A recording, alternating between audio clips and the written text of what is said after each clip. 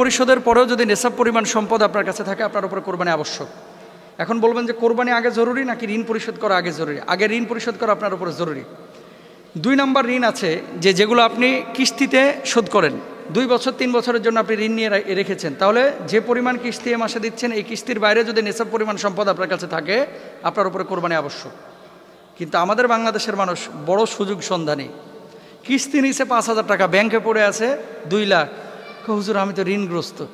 বদমাইশ অনেকে এই বদমাইশি করে, কীরকম জানেন? আমাদের কাছে তো মাসালা আসে, ওই জাকাতের টাকা আদায় করবে না, জাকাত দিবে না এবং কোরবানি দিবে না, এই জন্য কী করে এই টাকাগুলো কিছু ঋণ টিন নিয়ে রাখে, আল্লাহরে বুঝ দেয়। আল্লাহ আপনার চাইতে অনেক বেশি বুঝে ভাই।